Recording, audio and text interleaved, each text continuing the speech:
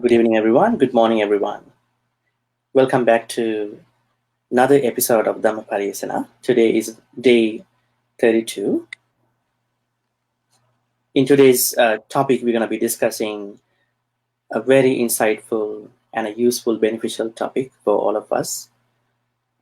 We're going to be talking about how to overcome student stress. And this is a subject we should all be deeply interested because it's by knowing that there's a mental health issue that we all have at different levels, be that a student or a religious person, politician, whoever in the society, that we can best ensure that our mental health is safe and we have a place to depend on and we know what to do when that hits us. So I invited today a guest.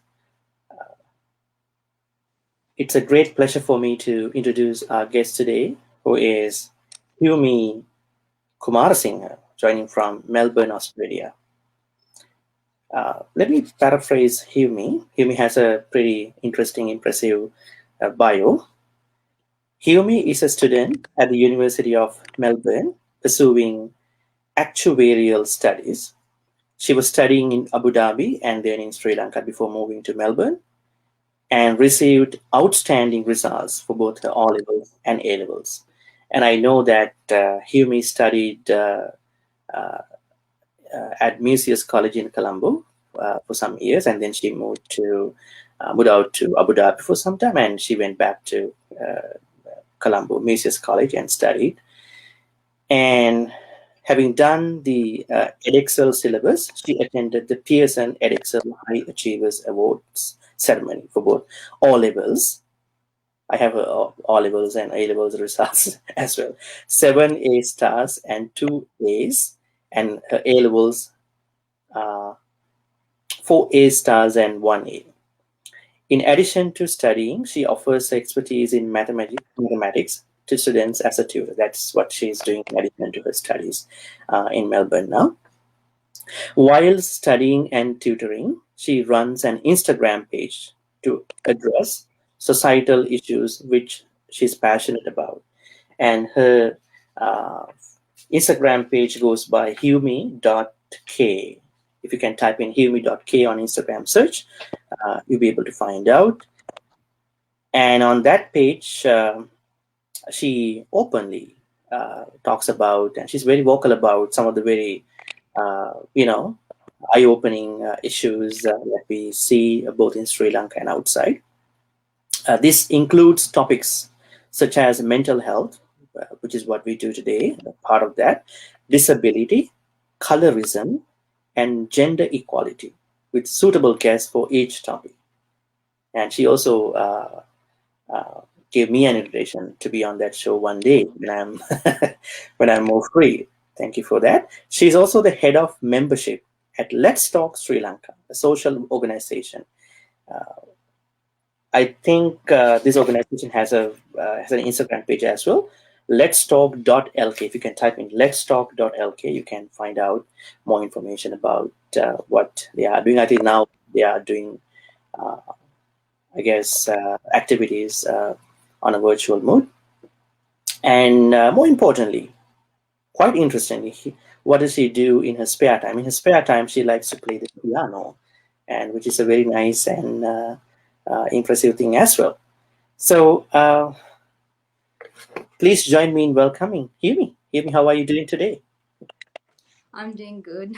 Thank you, Bhante Chandima, for inviting me on this show. I was so excited when you asked me to, because this is my passion, talking to people about anything and everything. So thank you for inviting me. Thank you for accepting the invitation, because I know that you are busy with your studies. You are, I think, first year undergrad at University of Melbourne, right? So you have a lot of things. I know that when undergrads they start their studies, the first year is a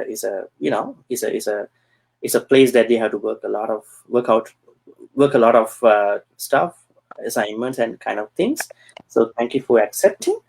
So, Hiumi, let me talk a little bit about the topic and the stress, so that we can find out the background, place to start off the topic. Now, what we understand by stress, we know stress is a physical reaction to a person's emotions. There could be positive stress or negative stress, but a lot of oftentimes people talk about negative stress. They don't talk about positive stress. And I would like you to talk about that too, because people might be happy because they might understand that the stress that they always have can be differently evaluated in this case. Also, what is happening within our body is in a dangerous situation, what happens inside of us is that our body, our body's adrenal glands or adrenal gland releases cortisol. So we call it like flight or fight response. This is okay, but if it is too much cortisol, then the problem starts. Then the problems are awaiting in our life.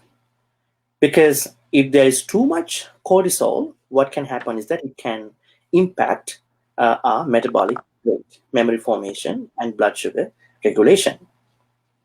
When we take a look at of stress in general, we can break down stress into three categories: acute stress, episodic stress, and chronic acute stress. Now, what is acute stress? Acute stress means the day-to-day stress, kind of stresses, we call them stresses. So they are kind of day-to-day stuff. They don't stay longer. They kind of come and then fade away. Like, for example, waking up late, running to class late, receiving a bad grade, receiving a bad compliment. Those are kind of like short-term stress. This could be the opposite too. You're getting a compliment all of a sudden. You can be stressed for a while. Something good can happen to you. Something not, highly good, but you can be in a stressful situation.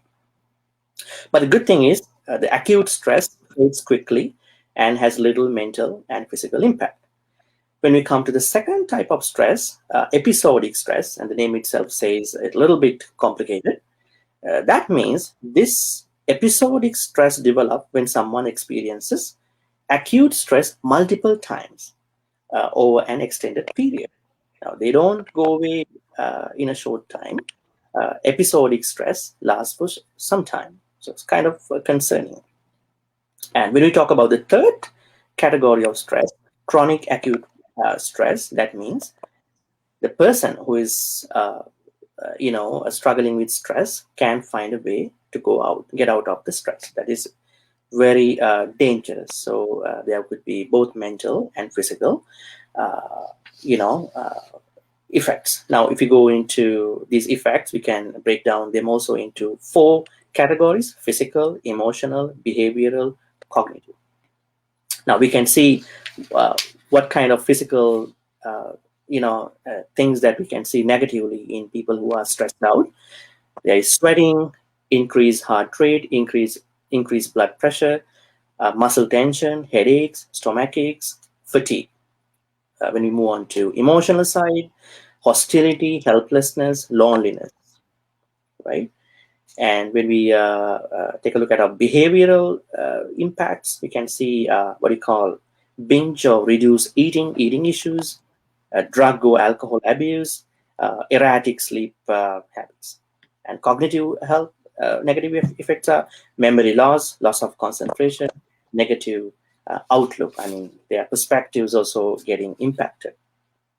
So now today, in particular, we are going to talk about stress that the students are experiencing. Now, who are the students? The students can range from primary, elementary, high school, college, university. Right? I know that there is kind of stress that can affect students in the high school, like bullying kind of stuff. But I think the kind of stress that you and I are talking about today could encompass the college and above kind of students. So we know that it is a very common thing that most students, they struggle with stress. And if this stress is left unaddressed, there'll be a lot of impacts, like what I just said, from physical, mental, emotional, behavioral, cognitive sides.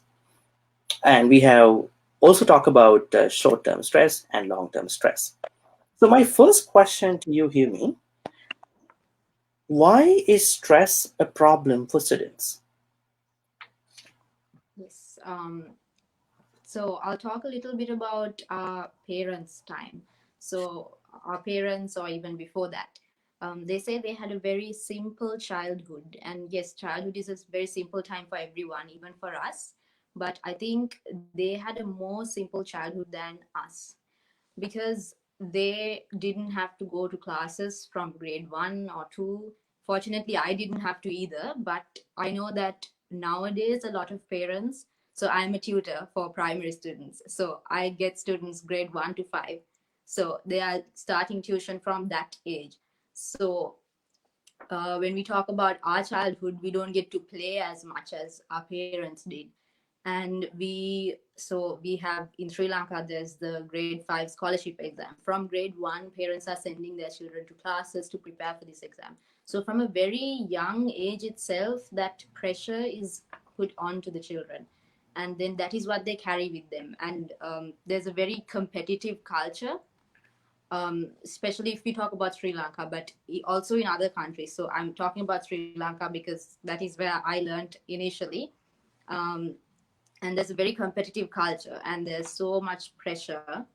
And in addition to that, there's so like I said, the world is evolving. There's so many new things coming up. There's technology, and some things our parents didn't have to deal with. The internet itself is a very stressful place. There's so much information every day going into our heads, and it's so stressful, and children don't know how to handle that, right?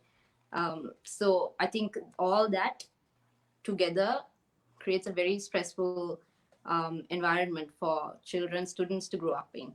So, yeah, I think that's yeah. I hope we shouldn't be stressed out to talk about the stress management as well for students.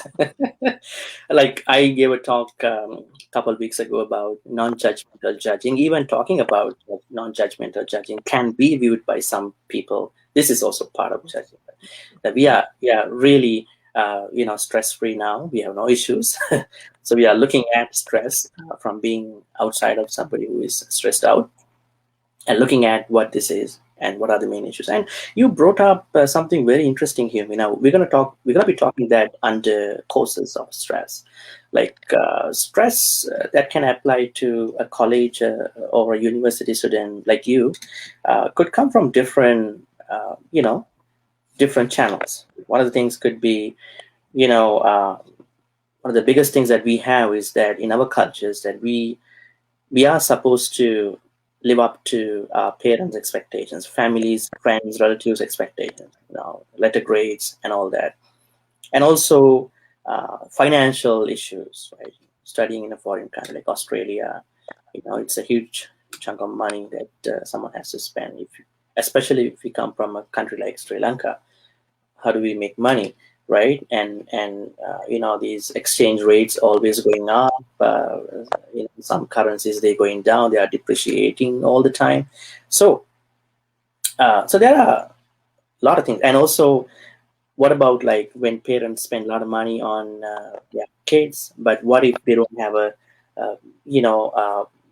they don't have a kind of a feeling of certainty about what will happen after they graduate, where my girl is going to find a job, where my boy is going to find a job. So these are all issues, and at the end, the child or the student is the one who is mostly affected. So, so what we understand by all this is that this is a very big thing. Unfortunately, a lot of students, they are not vocal about it because they think the society also might think the same way just as their parents. But society might not be the way that how their parents or cultures think. I mean, if they can be open a little bit, if they can vocal a little bit, this is what we are doing. This is what we are encouraging others. Talk about your mental issues. Talk about your mental problems. So that you will have support. If you think that you won't have support, you can go seek out a health professional. At least you have support. People who are struggling with mental health issues like stress, they don't think there is support for them. They are embarrassed. They think they are neglected, ignored. The only thing is that they have to live up to expectations of cultures, friends, families. So today we're going to be looking at finding out solutions. I mean, this is easier than said, but I hope that we can find out a way out in practical ways. Hiumi, my second question to you is that why is stress management, like if there is stress, we find out there is definitely stress coming from different channels, then why is stress management important for students? Yes. So, Bhante, like you said, there's chronic stress, and that is where, so acute stress is comparatively okay. It's fine to face acute stress. It's normal actually to face it every day. We all face acute stress. It's like being stuck in the traffic, getting late for work, or having a small argument. In all those situations, we face acute stress, and that is compared to chronic stress, that is okay. But chronic stress has very long term and harmful effects. So it could even lead to heart diseases or severe mental health problems like depression or other illnesses like so if you develop something like an eating disorder, so all those problems can occur in the long run. So all, as always, we hear the quote, prevention is better than cure. So if you prevent your stress from going to that level, that chronic level, we can prevent all those harmful, long-term harmful effects of it. And also another thing is, another reason why it's really important to manage your stress is because when you're under stress, you're thinking very irrationally and you're thinking with your emotions rather than with your mind, with your rational mind. So you, for example, you have an assignment due tomorrow and you haven't started it, let's say, you're going to be thinking, oh, I can't do this, and you're going to be so like you're going to doubt yourself instead of thinking rationally, okay, I have 10 hours to do this, I'm going to start now and do what I can. You don't think like that when you're under stress. So that is another reason why we should manage stress, so that we can think rationally and make the best possible outcome out of situations. So why that rational self is taken over by an insecurity self? So what do you think, what lead, because if this is kind of a reaction that we don't know, if it is auto, it's like we are on autopilot, something is happening without notice. So how does the rational self uh, you know uh, you know play kind of a like a second layer of role in this case? So why it is always taken over by this reaction, insecurity self? You said that such students, they get to doubt themselves. I think they think they are helpless, they are ignored, they are pretty much like almost helpless. So what do you think, what are the kind of main things that can affect this insecurity self? So it could be a series of bad grades, for example. So perhaps you have learned that, okay, if I'm starting an assignment the day before that, it's more likely that I will fail. So some kind of mindset like that could lead to you thinking, okay, I'm definitely going to fail this, but it doesn't have to be that way. Or just, I think it's a very natural human response, like emotionally in such situations you naturally respond your emotions, like psychologically, that is what happens. um, that is your emotion, you always go towards a negative side. So yeah. So do you think that we should not let our reaction self to reaction self to go in action rather than to respond self to go in action? Because if we can put our response self in action without knowing what is going on, because reaction self is always working naturally. It's always said that response is better than reaction, because you think what is going on. This is the perfect solution. This is what we can do, right? So we have to come up with a response. Yumi, let's talk a little bit about the causes. What causes stress among students? Like, I might give some, very prominent causes. Now, one of the things that I also said before, financial issues. That's one of the things, because tuition costs, they always going up. Now, this is a very bad time to many because of the COVID situation. A lot of jobs have been, uh, trouble, and so parents are not in a position to make a lot of money. So that could be one thing. The second thing could be a universal problem, like economic uncertainty for different jobs. And I know you are okay because you are doing actuarial science, I mean, which is a perfect field to land on a good job.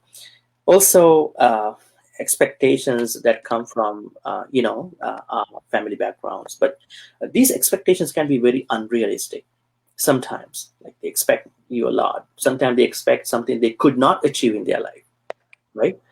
I know back in our country, there are parents who could not become so and so, so that they want to push their kids to be, hey, be that, be this person, be that. So maybe those students might wanted to choose something else that they think, but there's no space for that sometimes. That could be the third reason. Also, new levels of independence, like when you moved out to Australia, you perhaps enjoy a different level of independence. Living among strangers, living with roommates. I think you are living with your family, but there are many students who are living in dormitories, hostels, and coursework and exams. And this is one of the biggest issue for stress, especially in the first year, and so on and so forth. Uh, and nostalgic feelings like family turmoil, or lost back home. Because a lot of students, they feel these nostalgic feelings back home. Social obligations, sometimes relationships as well, because there are different issues going on with that. So there are multiple reasons about student stress when it comes to colleges and universities. So all in all, how do you recognize, in your own way, what are the causes? What causes, stress among students in your own way? Yes. So fortunately, I am living with my parents. So when I moved here, my mother also moved here with me, and my sister as well. She's here. So I have some kind of emotional support system. But for a lot of international students and my friends too, they move here alone. And so they're stranded in this country alone, and they have to figure out everything from scratch. So that itself, it, just moving a country itself is a stressful event, and having to do it alone is a whole other load of stress. And then as soon as you come here, you need to figure out, so there's like so much coursework. There's very little time to settle. There's so much coursework.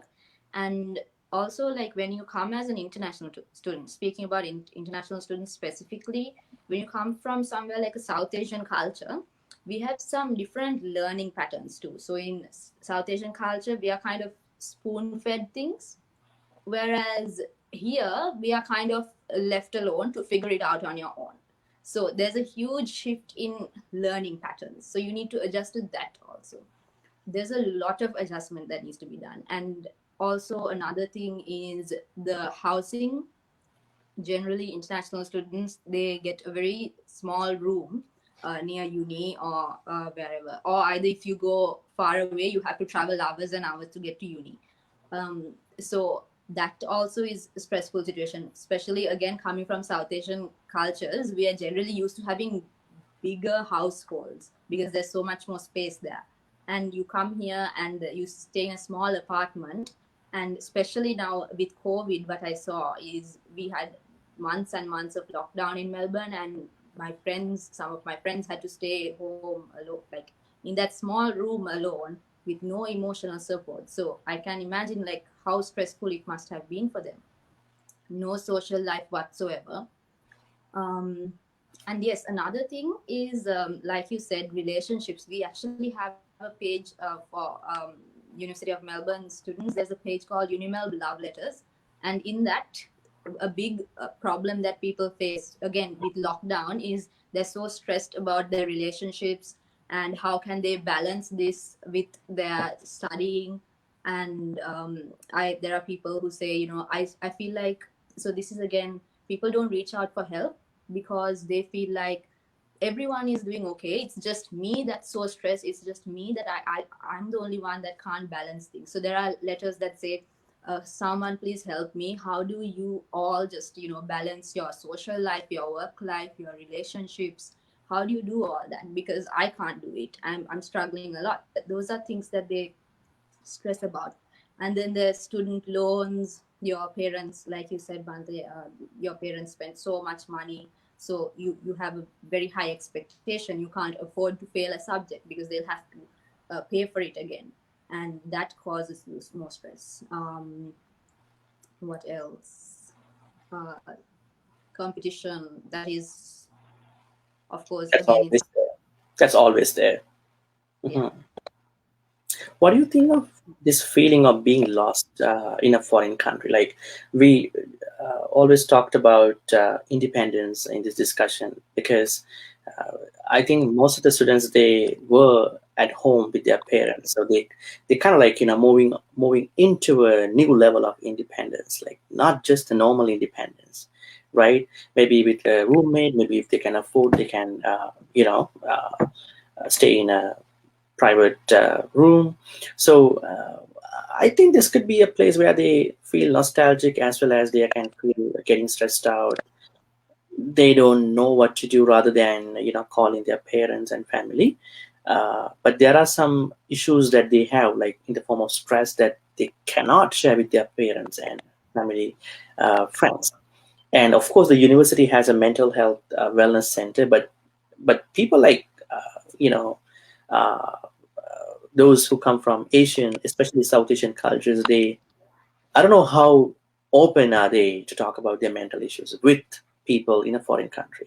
So there's what you call this feeling of not being open up with their stress can be an issue as well, right? So if you have a problem, if you don't tell it to the right person, I mean, if you don't, we don't need to share with the wrong individuals. If we don't tell it to the right person, then uh, I mean, then I don't think there's nothing good will happen to that person, because if you don't let it out, if you approach the right professional, health professional, maybe psychiatric, psychologist, there is help. So, what do you think about this close-mindedness of the people who have stress, especially those who come from South Asian backgrounds and other backgrounds too? Yeah, that is actually a really good point. Like, in our culture, we don't think that our mental health needs addressing the same way that physical health does. So, uh, fortunately, so the friends I have, um, fortunately, I know a couple of friends who, during lockdown, they actually did reach out to the university counseling services. So I was really happy. They asked me as well, and I was like, you should, reach out. But even if you can't, especially there's so much stigma associated with going to a counselor. It's like something is wrong with you, you are broken. Those kind of stereotypes exist in our South Asian culture. So even if you can't talk to a professional, I would strongly recommend at least talking to a friend, because it's most likely that they're going through the same experience as you. So at least you can relate to someone. It's most likely that all university students are facing stress. So if there is a stigma around going to a mental health professional, so at least talk to your friends about it if you can't talk to your family about certain things. So yeah. Is it because that they are embarrassed, or they may have lost confidence in such a professionals back in their home country? I think it would be The both. both, but I think it's more of being embarrassed. Actually, my friends itself have told me counseling, one of them told me counseling is fine, but going to therapy, that's a little embarrassing, because they're like they feel like something's wrong with them, and they can't handle them on their own, they need help, they're embarrassed to ask for help, something like that. I feel like it's more embarrassment rather than losing faith in such professionals. Okay, so what about getting to be with people that they are not comfortable with? I mean, especially different cultures, like you come from South Asian background. What if that you are going to be with? I mean, if you are suppose you are in a dormitory or a hostel, you are going to be with someone from a different culture, because in some countries they don't promote multiculturalism, so they are not respecting, they are not used to see how other people view an idea thing, especially cleaning the room, the partner or wherever, uh, doing daily chores, and they think differently. So what do you think that is? Have you noticed that with your friends? Um, so I think I think here most people are respectful of boundaries, especially when living together. When I visit my friends' apartments and they live with people of different cultures, they have a set of rules. So, and everyone respects those rules. You can add your own rules to that. There's no issues like that. So, I mean, from what I have seen, but I do know that there are people who come here with great difficulty. They come to Australia with great difficulty, and sometimes there's a language barrier. And a lot of, I think, East Asian people, I've noticed this. There's a big language barrier, so that could also actually result in stress because they can't communicate.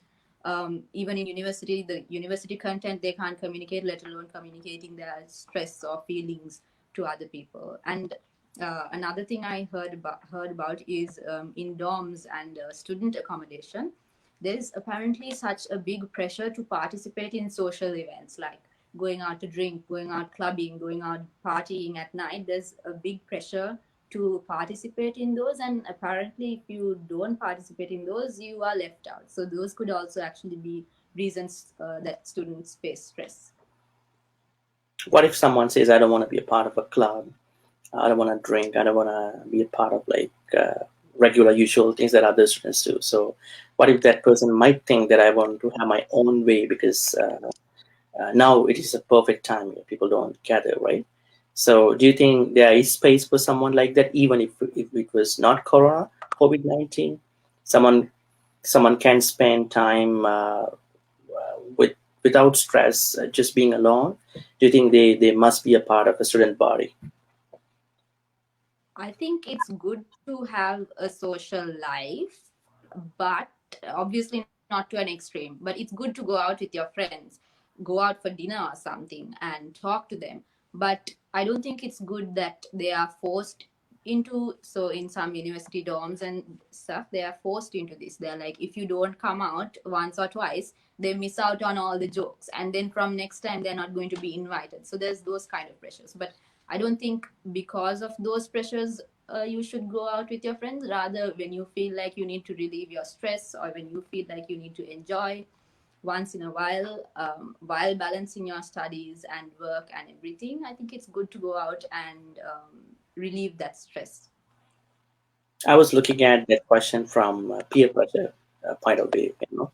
So there are events that students can get so much peer pressure, not just things that they do. I mean, letter grades, classes and all that.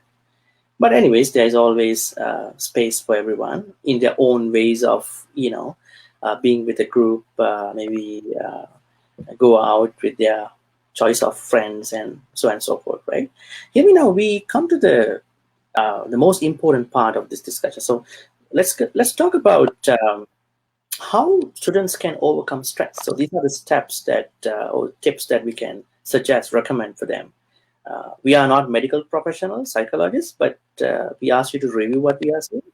At the same time, but please try to understand the bigger picture of what we are talking today. Humi, what I understand from like a generic point of view is that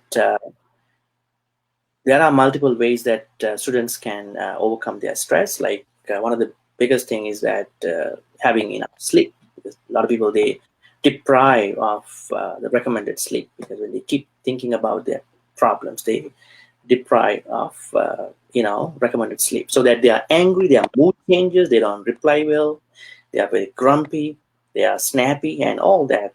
thing can happen. You would add on this, later. And eating issues, they don't eat properly because they don't understand that they have to eat. Exercise issues, they can do some of the workouts. And what about sticking to, alcohol, drug kind of stuff? Like a lot of students, they might think, you know, uh, it's good to, stick on to alcohol and drug. Nobody knows, but I feel happy. But once you are sober, then the problem still exists, right? Because you drink alcohol too much, you take drugs, you take substance, and you think you are happy. You are in a different ecstatic mind. But once you're sober, the problem is still there. It still exists. That's not the proper way. But they do it because they don't know that there is support outside, at least a friend, family, uh, or the university professional support. And set realistic expectations. Like, I think we have to always set plan with realistic expectations, because we know there is realistic stress as well. We cannot avoid that. Now, since a student applies to a grad school or undergrad school, college, they're getting stressed out because will I get accepted or not? So stress can even arise at an early stage like that. But it is a, what do you call, kind of a realistic stress. But a lot of people, they are stressed out for unrealistic expectations. That's why we are asking people to think about, there is a certain level of stress. I'm not saying this is good or bad, uh, but don't be stressed out for things that you shouldn't have been stressed out. So that's something. So set realistic expectations, and don't procrastinate. People put off stuff. I'm gonna do this tomorrow, next month, right? And then what happens at the end? Things are piling up, like a huge kind of a thing. So uh, my question to you is, how do students overcome stress in your own experience? And have you ever experienced different kind of stress, and you sort of put different habits into practice so that you overcame uh, stress, or you have anything else to add onto this? Okay, so I would say my first tip to anyone would be kind to yourself. And that is, when you get stressed out about some exam or something, you tend to beat yourself up. Oh, I haven't been doing enough. Oh, so you must have procrastinated, and then now you're like blaming yourself. I procrastinated, this is why this happens, and I'm not smart enough. Why can't I be smart like my other friends? That's what you think. But I would say the first thing to keep in mind is, so our education system, we mostly focus on subjects like science, maths, those kind of subjects, right? But we don't, so then not everyone is good at those particular things, and that's okay. Some people are good at dancing, some people are better at sports, some people are better at singing, and we all have our different skills. So I think we should all identify our own skills and pursue that.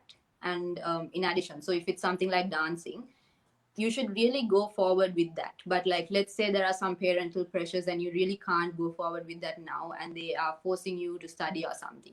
In that case, I would say just do as much as you study as much as you can, but don't think, okay, I'm not smart enough for this, because you are talented somewhere else. So be kind to yourself. Don't blame yourself, and don't compare yourself, and don't doubt yourself. That would be the first thing. Secondly, uh, time management and prioritizing. So I have a planner. So personally, this is how I help myself to be organized and be stress free. Not stress free, but reduce my stress. So I have a planner, and I uh, check for like the next 2 weeks, what do I have to do. And then, so if I have an assignment due on next week, I'll be like, okay, I need to start looking at the assignment on this day, and then on this day I will start writing the assignment. On this day I will go over the assignment, and then on this day I will submit the assignment. And obviously don't leave submitting for the last minute.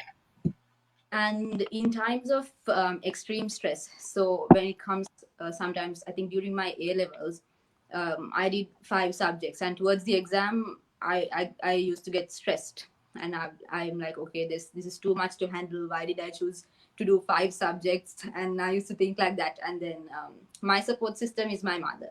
She's a teacher also, so then she knows exactly how to handle those things. So she comes and she's like, okay, now you have this exam on this day, so forget about everything else and just focus on this. And then she helps me. So that's my next tip, to actually ask for help. Someone will be there to help you. If it's not your family, you can ask your friend. And another thing, like you said, don't procrastinate. Breathing exercises, if you are experiencing like difficulty breathing, like anxiety or something, obviously go to a medical, like a mental health professional. If it's that bad, anxiety attacks and panic attacks, you would need to go to a mental health professional. But you can also practice breathing exercises, meditation, and in addition to that, definitely go out for a walk. So even during COVID, we were allowed to go out for exercise, because that's so important, rather than being stuck in a room and studying all day. Get some sunlight. So yeah, those are some of the things I do to overcome my stress, and hopefully will be helpful for others as well. Great. So one of the things that you brought up was meditation. I think this is not what you meant by kind of a deeper meditation, but I think a mindfulness meditation with deep breaths, like when someone takes some deep breaths, uh, that person feels, really a comfortable body, as well as clearing the mind. And let me go back to your first suggestion. You are asking students to find your path. Now, uh, in a world that we see a lot of role models, like almost like 99% of students, they are on Facebook, social media, right? So they see, uh, people like students who studied before them, who were like role models, right? Who are role models now. So you know, viewing them to be role model at the same time thinking and comparing them to themselves could be more stressful as well, because they may have a different talent, and they may have gone on a different path, but those people that who are looking at it, they take them in a different way, rather than looking at what I really want. And sometimes, hear me, I have also witnessed some students, they have wrongly understood their path in their early time, and they may have messed up, right? So this is a very kind of a crucial, very careful thing that a student should do. Not like you choose this today and 2 months you're going to do this. So you have to do kind of a good research about what you really want. And of course, you said you are someone who also pursues some artistic stuff, artistic pursuits too. I mean, that can also help. Okay, I mean, what are the other things that a student can do? I mean, common things. You said about time management. Uh, Look at the most important thing, rather than putting the least important thing in action. And you also talk about finding one's own interest, uh, exercise, meditation. What are the other things that you can suggest? What about the eating habits? Like, do you think students, when they are so stressed out, they consume a lot of junk food? Easy to buy. I know a lot of students who are almost going to graduate. They eat a lot of junk food. Think about the amount of stress that they've been having. Lot of junk food, and because their main emphasis is that I want to get this grade, I want to get this, they completely forget about the nutrients and kind of stuff.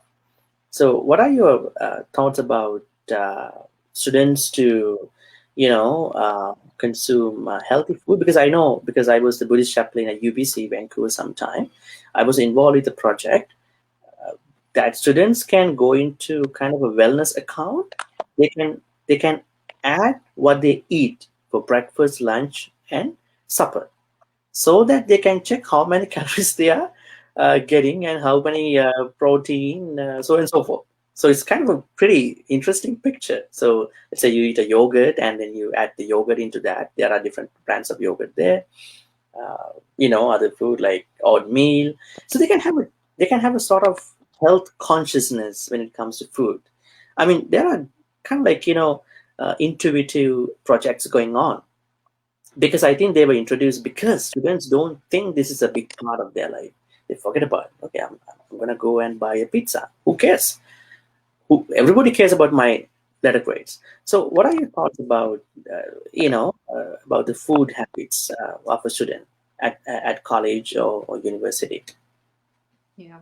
Once again, going back to like international students and any student living on their own, who has just left their parents' house and they are now suddenly starting to live alone, they find it so difficult actually to adjust again with so there's so little time because you need to spend a lot of your time on university work. They go for easy things such as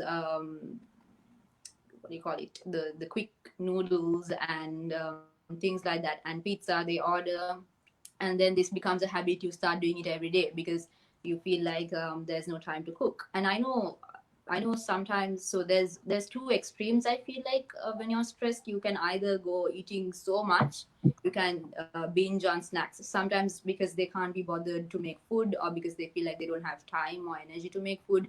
They just binge on snacks the whole day.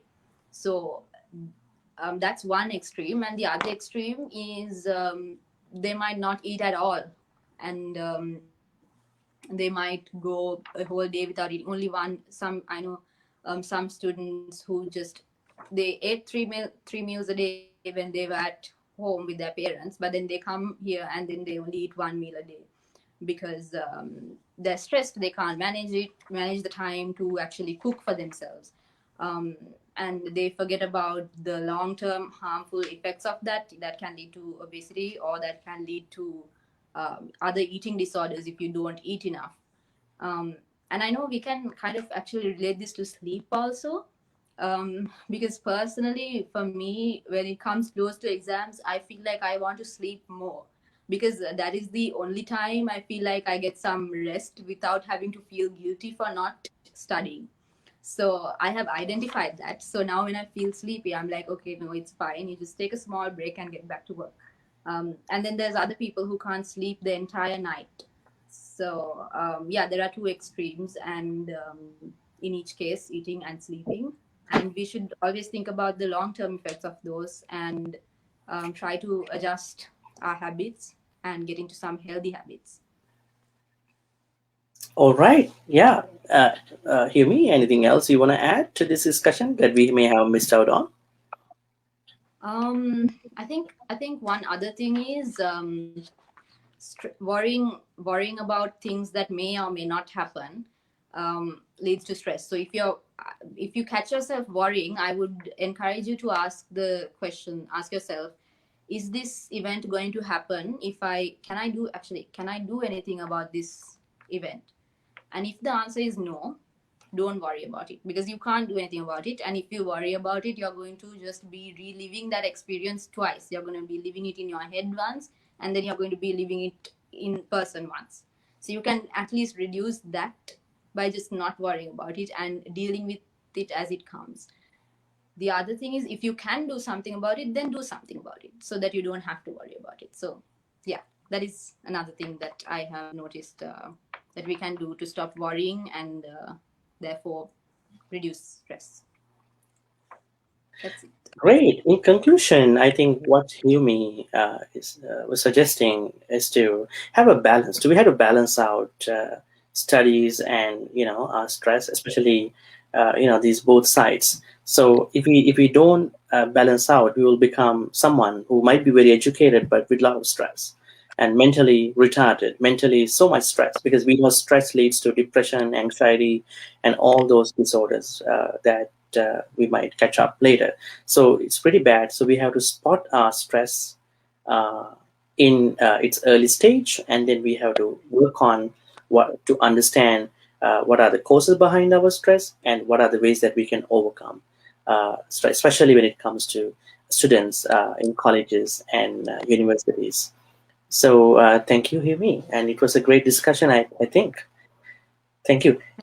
Thank you so Dhamma, much. today we've been talking about student stress in different capacities, and we talk about what is stress. We also discuss about what are the causes behind student stress, and we also suggested what students can do to overcome their stress. And we know there are some levels of stress that they are realistic stress we can't avoid. Let's say they could be positive as well. But we were talking about unrealistic stress that can happen, often happens to many students in colleges and universities. Folks, thank you so much for tuning in, and stay tuned with shortly. We're going to come back with another episode of Dhammapariyesanā. Have a good day. Have a good night. Thank you very much.